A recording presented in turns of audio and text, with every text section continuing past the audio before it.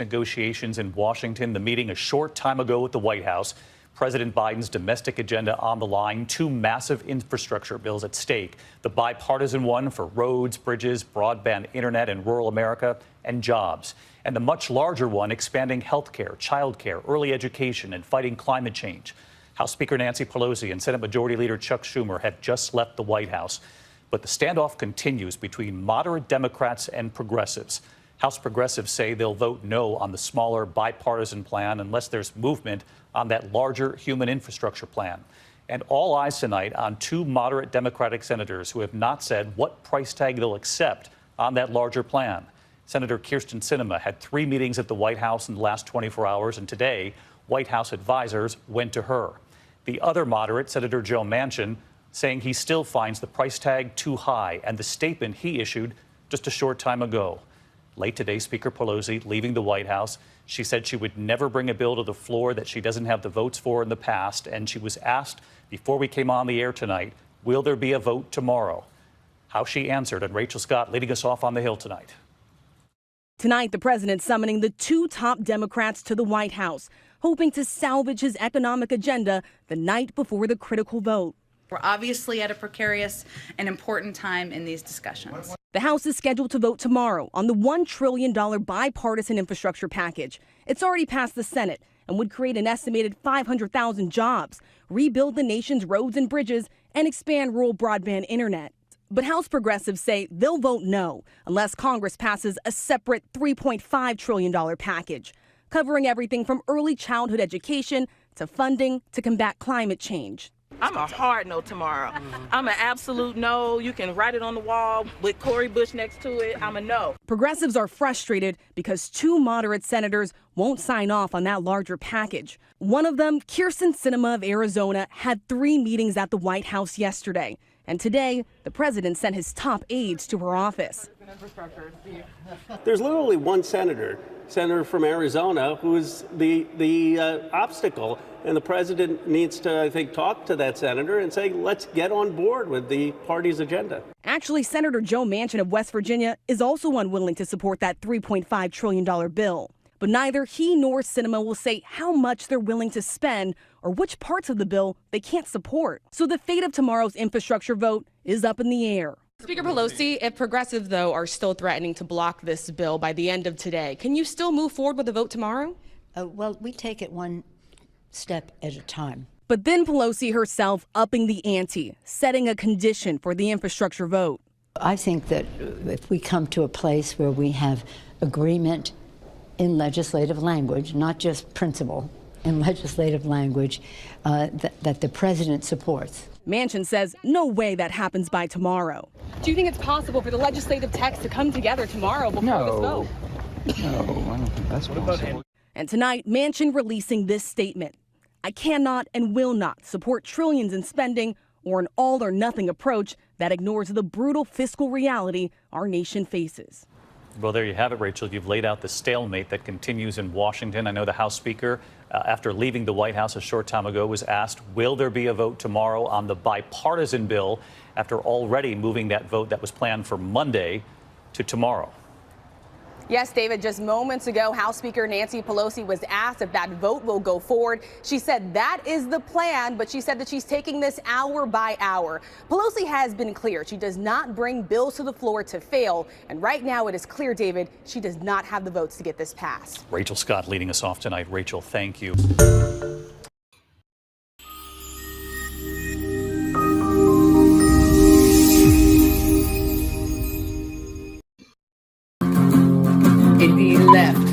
Indie left, news and politics and all the rest. So much to do on the YouTube, so they curate a list for you. Indie left news.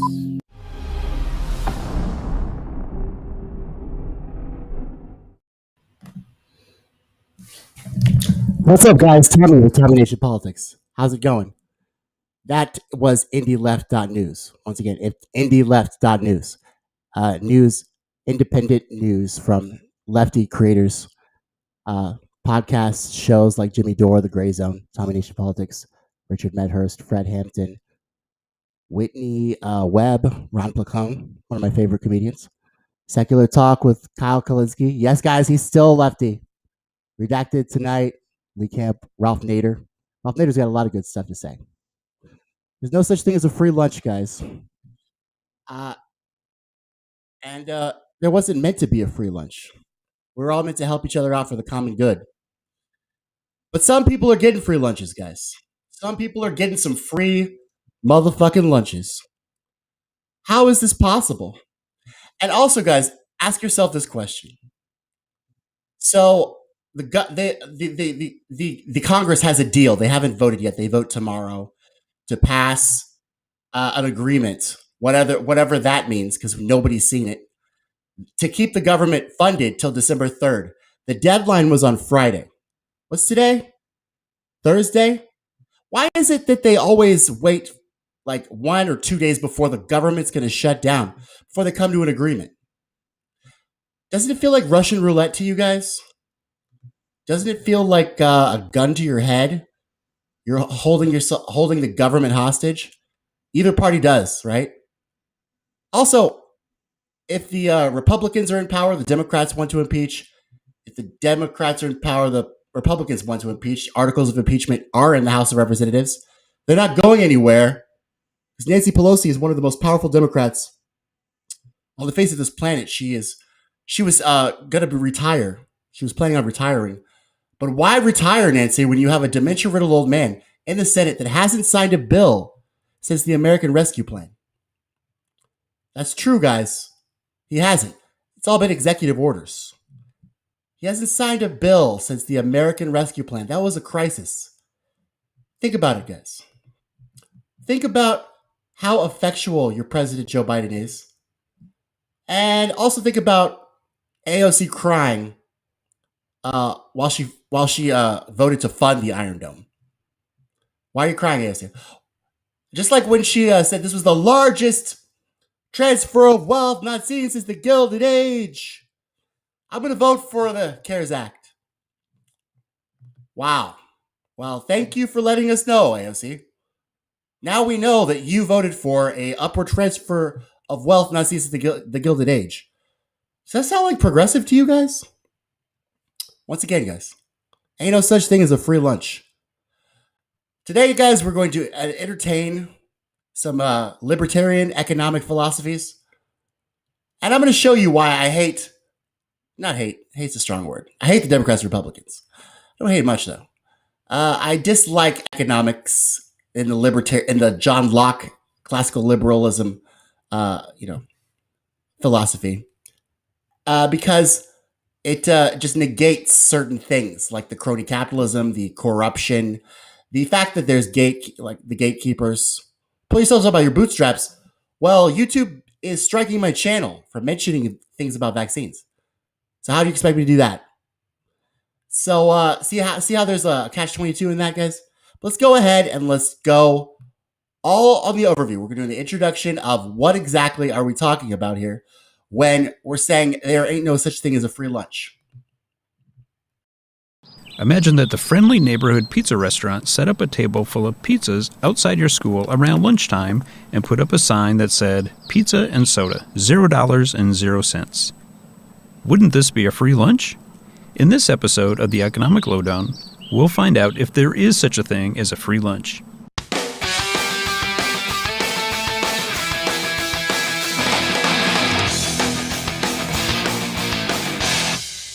Lesson 1. Scarcity. The study of economics begins with the concept of scarcity. Scarcity describes the condition in which our wants are greater than the resources available to satisfy those wants. We face the problem of scarcity every day, whether we think about it or not. It might be nice to dream about a world without scarcity, but the sad reality is that the things we want are scarce because the resources needed to produce them are scarce. If you want a new skateboard, it takes wood, tools, and labor, all of which are resources, to produce that skateboard. The people who own the wood, the tools, and the labor want something in return for the use of their resources because their resources could have been used in other ways. If the wood were not used to build skateboards, it might be used to build windows or baseball bats. So the first lesson is scarcity. which says that society does not have enough resources to produce all the goods and services that people want. Lesson 2. Choice. This condition of limited resources to meet unlimited wants means that we must constantly make choices about which of our wants to satisfy. For example, because time is scarce, you must choose whether you will sleep away the morning or go to school. You must choose whether to spend or save your allowance. Scarcity prohibits you from saving and spending the same dollar. You must choose. If you decide to spend it, you may choose whether to buy a video game or a DVD of your favorite movie. Tough choice, huh? If you choose to save your allowance, will you save it for a car or for college? On a broader level, scarcity forces society to choose how to use resources as well. Will a piece of land be used for a park or for housing? Will tax dollars be used for healthcare or for education? Lesson 3. Opportunity cost. When people make choices, they incur a cost. If you choose to buy a video game instead of a movie, there is a cost. Not the price you pay for the video game, but opportunity cost. Economists define an opportunity cost as the most highly valued opportunity given up when you make a choice. So the opportunity cost of buying the video game is that you cannot buy the DVD. The opportunity cost is the opportunity lost. The opportunity cost of spending money is the lost opportunity to save the money. For society, the opportunity cost of using land for a park is the housing given up. The opportunity cost of spending tax revenues on healthcare is the lost opportunity to spend that same money on education. Keep in mind that the opportunity cost is the most highly valued opportunity given up. Think about this. When your alarm went off this morning, you had a number of options open to you. Assuming that you first chose to get out of bed, you could have chosen to go to school, watch TV, or go to the mall. Now, what is the opportunity cost of going to school? Is it both watching TV and going to the mall? No. Because of the scarcity problem, you would have only been able to do one of those options if you weren't at school. So you were only giving up the opportunity to do one of them. More specifically, the one that you were most likely to do. So if you were to place a value on your choices, you would choose the activity you valued most, which was go to school. Your opportunity cost would be the one on which you place the next highest value, probably watching television. Lesson 4. There is no free lunch. This brings us to our last lesson. Nobel laureate Milton Friedman was fond of saying there is no such thing as a free lunch. You've now arrived at the pizza stand offering pizza and soda for $0.00. Wouldn't this be a free lunch? You didn't pay a price for the pizza because the price was $0. So it may not have a cost in terms of money, but remember, anytime you make a choice, there is a cost, an opportunity cost. With his famous quote, Milton Friedman reminds us of the lessons we've learned today. Because of scarcity, we must choose, and choice means there is an opportunity cost. So the reason there is no free lunch is that your choice to eat pizza out on the sidewalk in front of your school means you're giving up the opportunity to dine elsewhere. For example, eating in the cafeteria with your friends. These three concepts, scarcity, choice, and opportunity costs, help form the foundation for economic thinking and reasoning.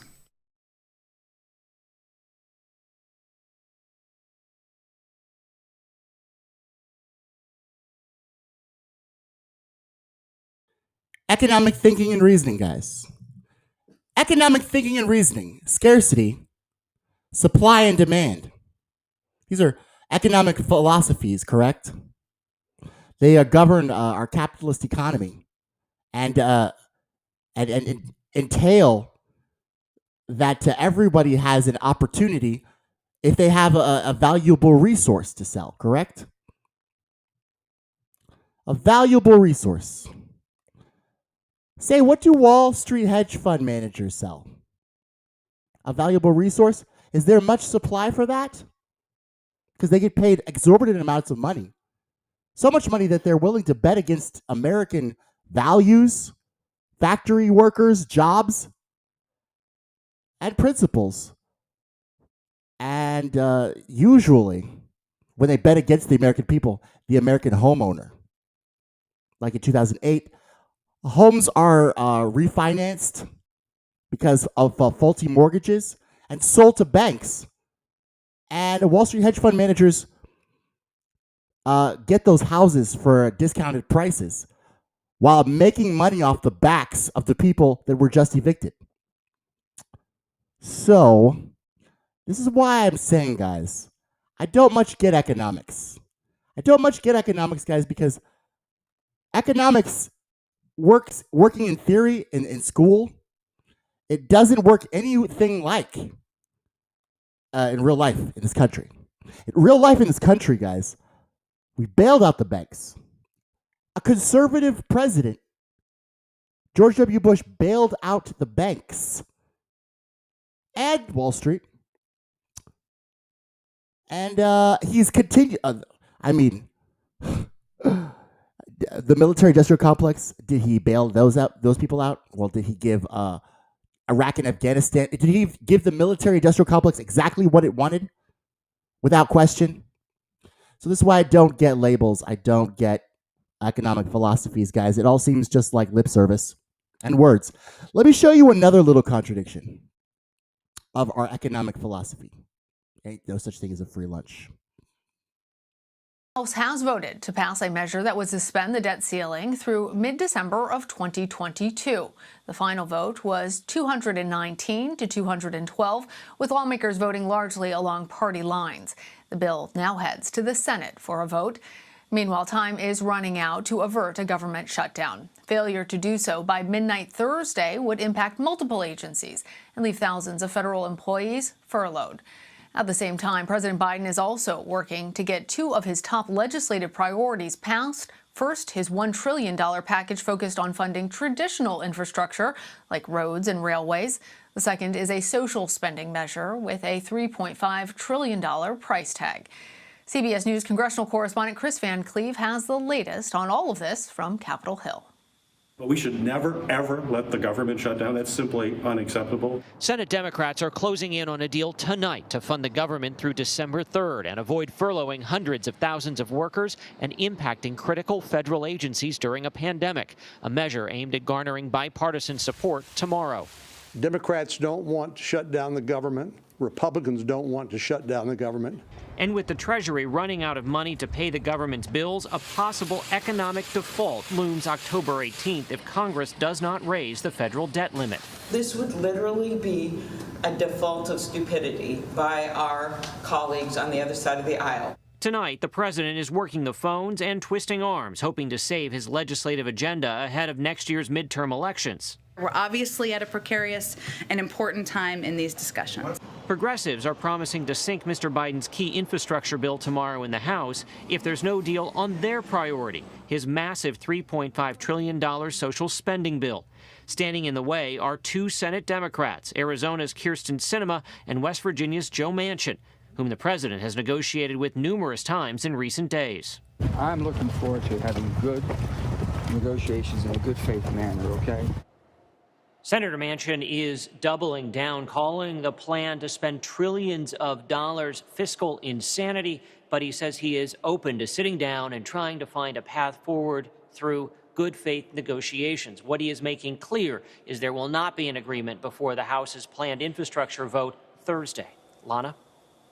All right, Chris, thank you. For more on this, I want to bring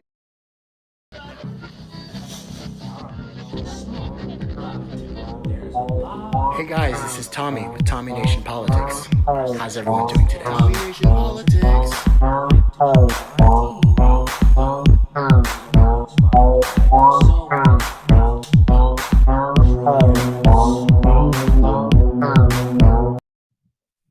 Hey guys, Tommy with Tommy Nation Politics. It is now Thursday. That's right. I did a live stream earlier today or a few hours ago. But I had some more things to say because news is breaking hourly. News is breaking hourly at this moment because our two parties have kicked the can down the road so many times that there's no more road left. And isn't that always how it happens? Don't you find it interesting, guys, that we find ourselves with the deficit in the trillions, deficit spending in the trillions for 3 consecutive years? That's right. 3 consecutive years. That would mean both administrations, both the Trump administration and the Biden administration, overspent. Now, Trump had an excuse. He had the COVID pandemic, and we didn't know what was going on. I'm not trying to make excuses for Trump. I'm just saying, I'm just reminding you guys that there was a COVID pandemic. Here, Biden is hasn't signed a bill since the American Rescue Plan, and all these executive orders to mandate vaccines. I mean, you would look at the New York Times, you would look at Bloomberg Politics, and you would ask yourself, why are people calling this the new FDR? Why in the world is Bernie Sanders in his budget committee chair? What is Bernie Sanders doing? What's Bernie doing? Because I don't see any progressive legislation. And every time we even have something like a minimum wage or anything, any kind of sliver of any progressive anything, the Senate parliamentarian scares the leader of the free world to death. So, look, I was watching the Young Turks today. I've had it with them, bro. I've had it with how surprised they are every time Joe Biden fucks you. Joe Biden has been fucking people for 40 years. He fucked Tara Reid. He fucked his first president's campaign, plagiarizing Kinnick and lying about it. He's fucked so many fucking people, bro. Obama didn't even want him to be the vice president. He just wanted to win in the Dixielands.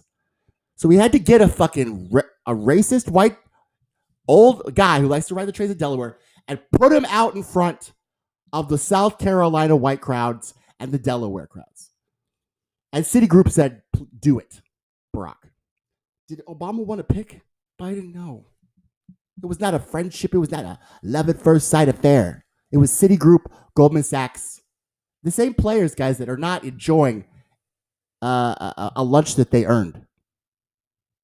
It's a lunch that they bought from our politicians that are supposed to be serving the will of the American people. And so that's where we are at. And you want to talk about this debt ceiling. There's so many things wrong with this, guys. Not only do we have trillions of deficit spending every year, consecutively 3, whereas they have not paid down the debt. Now, as a progressive, I would argue Andy Kennedy got me into MMT, and that's true. We're the richest country in the world. There's no reason why we should be borrowing money from China. Why do we? Because of our exploded military budget and because of all of these programs, these social programs that the Democrats put into place that are not in any way working or remotely anything like they promised. I mean, come on, guys. Was the enhanced unemployment what everything you were promised? Let me ask you a question, guys. When the government told you to stay at home because you were saving lives, remember that? Remember when the government told you to stay home because you were saving lives? You trusted them, didn't you? You trusted that government. You thought to yourself, "Oh, the government's telling me to stay at home. Well, they'll probably pay my rent." Right? Because they're asking me my government is asking me to stay at home to save lives. But they know I have to pay rent, right? But I have to save lives, so I'm not going to go to work. And plus, you shut down. All the small businesses died within the 2 weeks of the COVID pandemic shutdowns. Every mom, pa shop went into bankruptcy. And the greatest economy that Trump has ever seen turned into shit. Mission complete. It was a very good tactic, Democrats. It's what you guys do. It's what these political parties do. They do whatever it takes. And one of their things is economic terrorism. Now, it's not the first time it's happened before, guys. Let's just put it that way. Where these two parties have squabbled to the point where they've destroyed the entire country. Just remember that. Just remember the Great Depression. Just remember the Civil War. Every time these parties squabble amongst each other, who pays for that? Is it Wall Street or the banks? No, they're making money off of it. They're betting against the American people and the American worker. It's the Occupy Wall Street protesters that are paying for it. It's the Action for Assange protesters that are paying for it. It's the Vietnam War veterans that are paying for it. It's the Iraq and Afghanistan war veterans that are paying for it. It's the blue-collar American worker whose job is overseas now that is paying for it. So it's time to ask yourself, guys, who is getting a free lunch? Because there is free lunch being handed out. People are getting free lunches, guys. You don't get a free lunch, though. They should change the saying of ain't no such thing as a free lunch. Ain't no such thing as a middle-class, blue-collar worker, regular human being getting a free lunch. Ain't a thing as that. A thing is, a free lunch goes to the elites, the 1% that own more wealth than the bottom 90% combined, because they are hungry as fuck and they will never stop eating. They'll never stop, bro. So I told you, oh, by the way, make sure that you donate to Tommy Nation Politics too. We need your donations. We're a free thinking, innovative, progressive media. Tommy Nation Politics, TNP, capital T, NP, Cash App, Venmo. I don't like asking for money. I feel like one of these fucking Democrats or Republicans. But if you're gonna give money to a political cause, how about you fight with us in the resistance?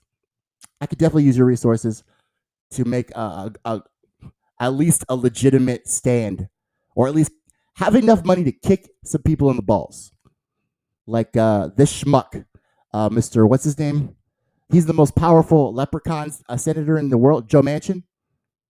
Is Joe Manchin the most powerful leprechaun senator in the world, or does he just not cave in and cry and then vote for a bill? I thought for a second that y'all learned something when you were threatening to stop these talks. You are not stopping shit, guys. You're not. Quantifiably not. Is anything stopping? Are you getting anything you want? Who's at the table? So, guys, this is Indie Left News.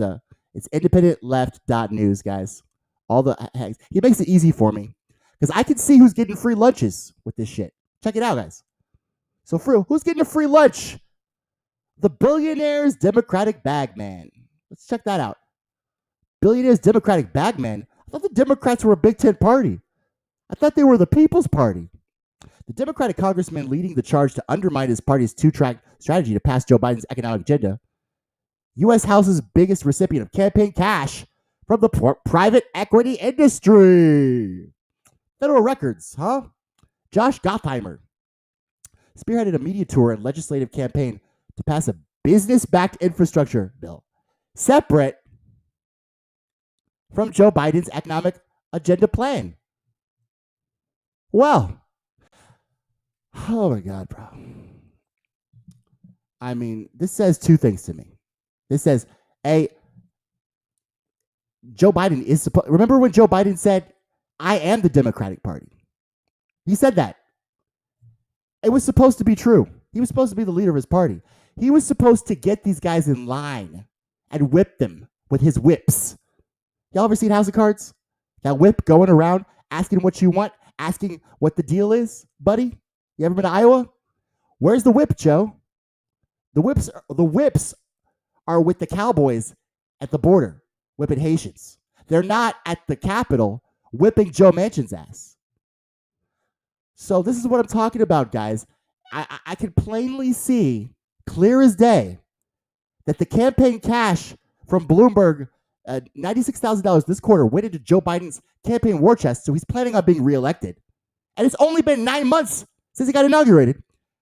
And every Democrat, every single one of his Democrats is undermining him. And his general. His general is undermining him. His general is undermining him. This guy can't even control his own. Like, this is not me gloating. Look, let me tell you something, guys. And I want to be real with you. I'm worried. I don't like Joe Biden. He's a horrible guy. This is my country. This is my country. And he's the leader of the free world. And if the leader of our country can't control his own administration, and all of his peon Democrats are undermining him, I mean, you thought I wanted chaos. I just want these two parties out. There's literal chaos going on right now, guys. The leader of the Democratic Party, who has the House, the Senate, the presidency, doesn't He's not the party leader. This is disturbing shit. So I don't take any pleasure in telling you this. I'm worried as hell. I'm worried of what's going to happen next. You saw how he got out of Afghanistan. The 5-year-old across the street could have gotten out better than he did. But everybody in his administration is undermining him and not afraid of him at all. He has no influence, bro. If you want to talk politics, let's talk politics right now, guys. Joe Biden has no influence, and he's the president. What kind of a president doesn't have influence? That's the only power he has. The bully pulpit.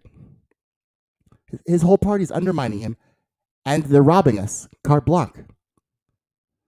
Now, this is a sad state of affairs. We have, of course, the Republicans and the Democrats squabbling over each other. We have a debt ceiling that's going to be raised, and we haven't paid the debt in years. Haven't paid it. We're just raising our credit limit. So, you want to talk about the party of personal responsibility and family values. What would a Republican family values conservative say to a guy who maxed out his credit cards? Oh, no problem. I'll just fucking raise my credit limit. Would that be responsibility? Would that be a socially conservative, fiscally conservative? I haven't seen a conservative goddamn thing since I've been alive.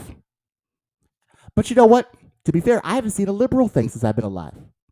These two parties are not conservative or liberal. They're nothing but trash, treasonous thieves. And here they are in the chamber of Congress calling each other out. This is my generation's long-form death certificate. You endorsed it, you own it, and you will pass it. But I will be the one who pay for it. My generation. And if America still stands, my grandchildren will pay for this Trojan horse of a socialist proposal. $3.5 trillion in unhinged, unconscionable, irredeemable spending. It's the final nail in the coffin of the American dream. Karl Marx would even call this bill radical. Look at this. This is a pallet of $100 million.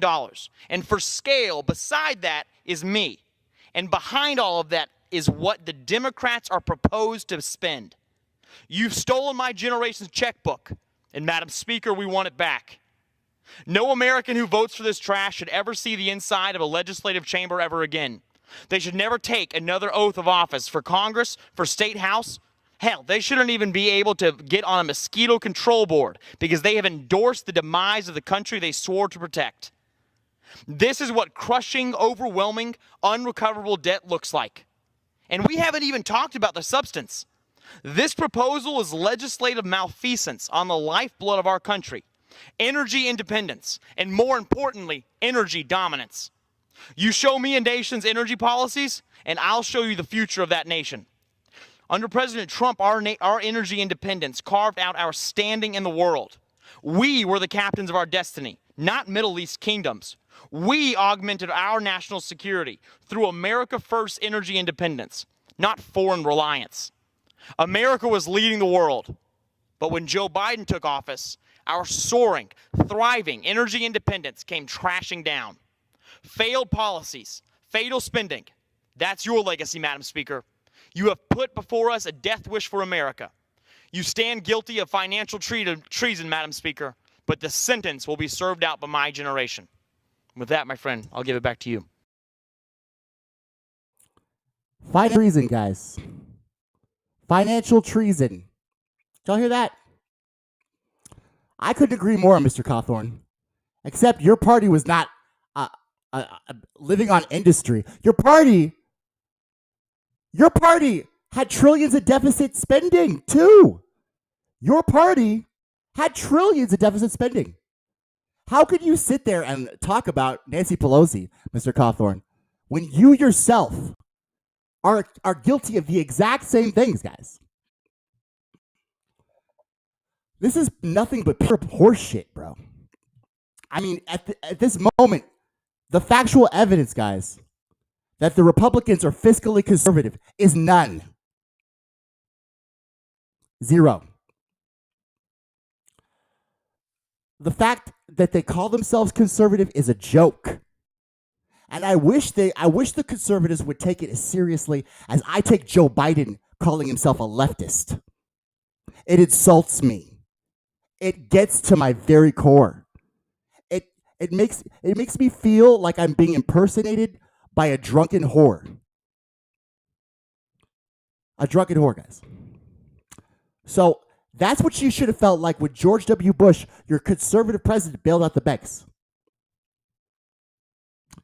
Or when your conservative Donald Trump bailed out the big businesses like Ruth Chris, and the small businesses died during the COVID pandemic. I mean, the guy was not in politics. I'm not sure if he did.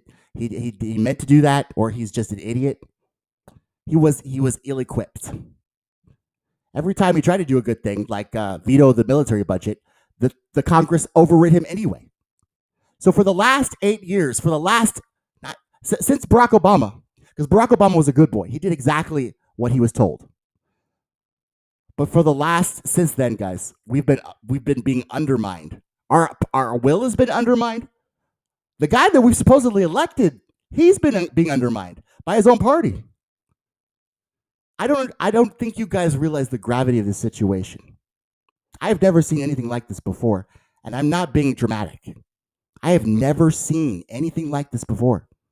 I've never seen a general of the Pentagon undermine the commander-in-chief. I've never seen that. Do you understand, guys? These are not normal times.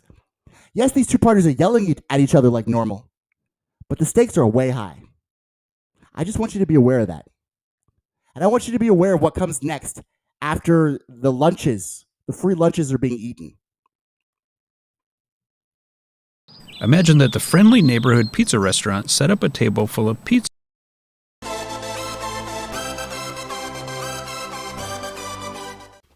Hi everyone.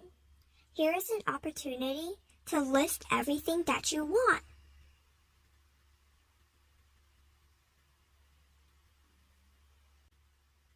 Your list probably included things like pizza, bread, salad, movies, a cell phone, a new backpack, colorful pens, water, another dog, a car, a rocket, a playhouse, a soccer ball, and the list goes on. This is the idea of having unlimited wants. Humans have unlimited wants, but not every want can be fulfilled. Someone might want 100 trees in their backyard, but there is simply not enough land to plant all those trees. This is the idea that resources are limited. So, human wants are unlimited, while resources are limited. Therefore, we are forced to make choices.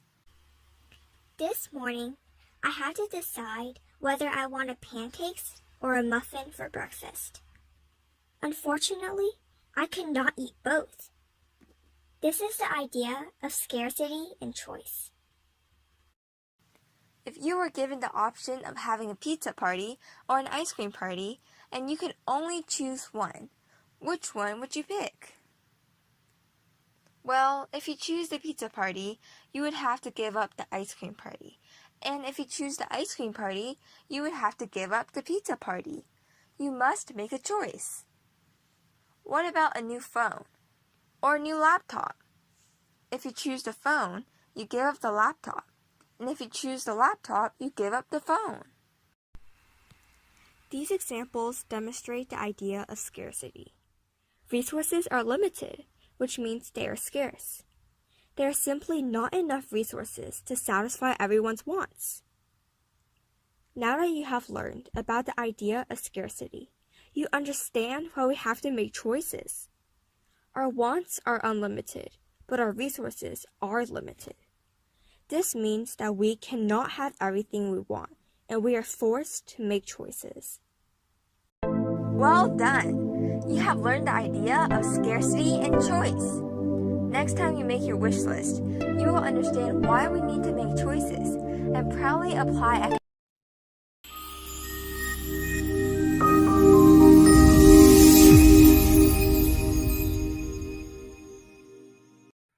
Scarcity and choice. You got to make choices. Our making choices of the lesser of two evils has resulted in evil governing us. And the resources that we were making choices over as the richest country of the world start to devolve into scarcity. And now, guys, eviction moratoriums are looming. Deficits are rising. Poverty is rising. Income inequality is rising. And the disposition of the working class American is not rising. To them, there ain't no such thing as a free lunch. How did our strong and growing economy give way to job uncertainty, debt, bankruptcy, and fear for millions of Americans? There's an acclaimed reporter, David K. Johnston. He wrote a book. It reveals how the government policies and spending have reached deep into the wallets of many to benefit the top 1% of the wealthiest. The lawmakers that you have seen arguing with each other reached an agreement, guys, to avoid a government shutdown on Friday, and it's Thursday. 24 hours before the government shutdown, they reached an agreement. Makes you wonder if they could have reached an agreement before that. Or are they reckless, incompetent thieves? I mean, really, guys, you just have to ask yourselves the simplest questions. Is there or is there not such thing as a free lunch? Y'all know what that is? It's an idiom. It's an acronym. It's a saying. Ain't no such thing as a free lunch. It's a proverb. Nothing is ever really given away for free, right? So be wary of hidden charges, motives, or agendas. Think about that. Hidden charges, motives, or agendas. There ain't no such thing as a free lunch. It's usually used for emphasis, of course, when you're signing up for a free program, where you're paying for all sorts of services to make it worth your using, right? Ain't no such thing as a free lunch, but if you click onto these, you're subscribed, and then they come on recurring monthly payments, right?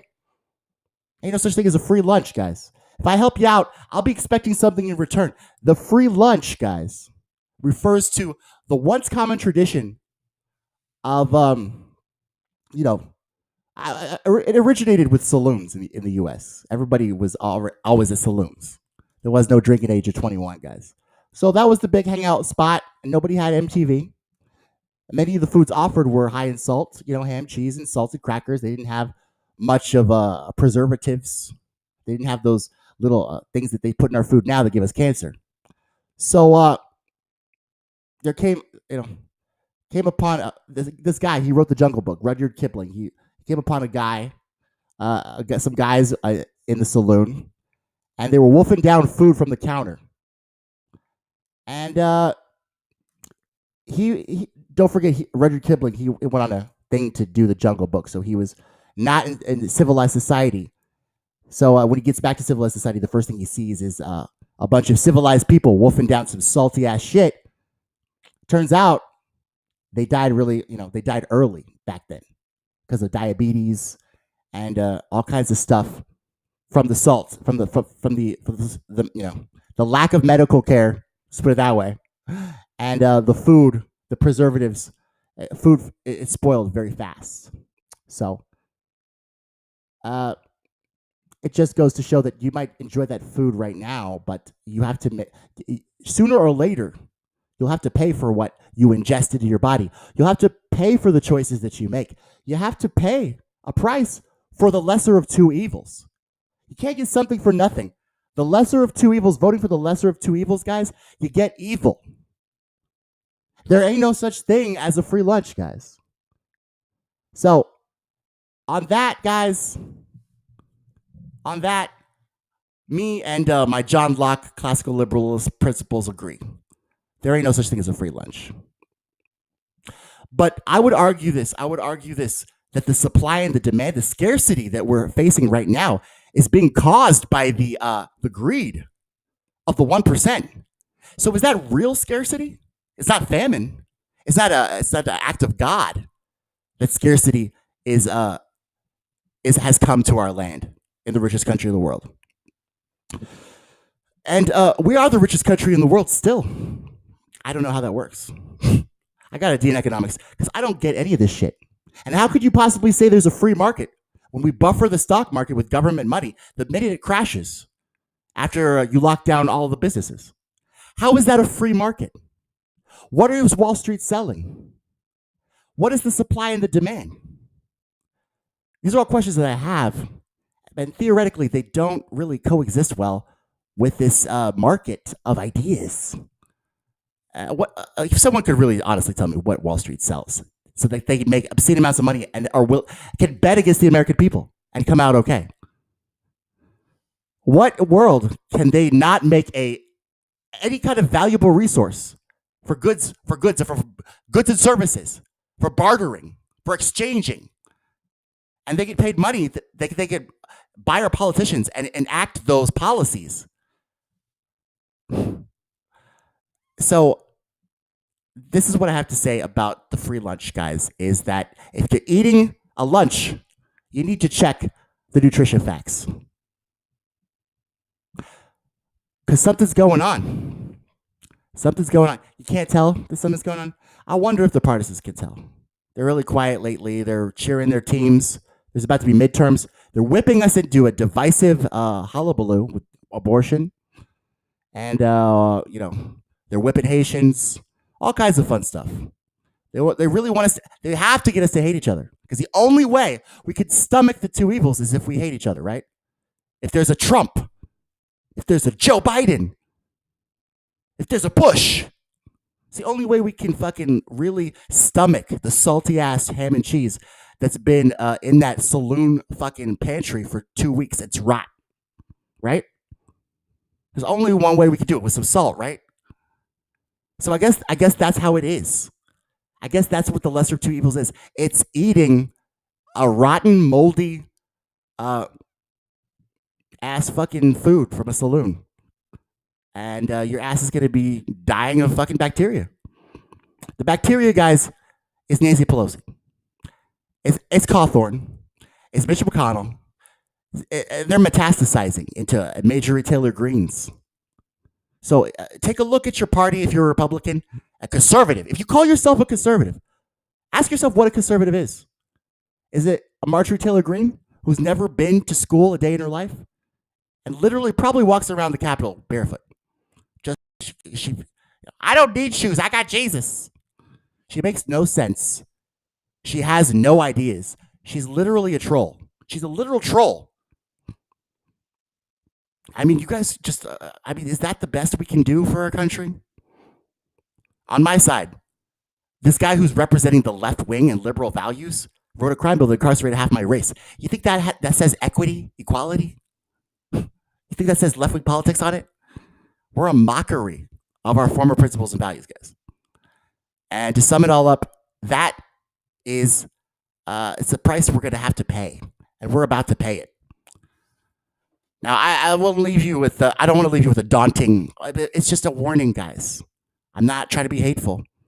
It's just what's going to happen. The piper will be paid. The lunch will be paid for, guys.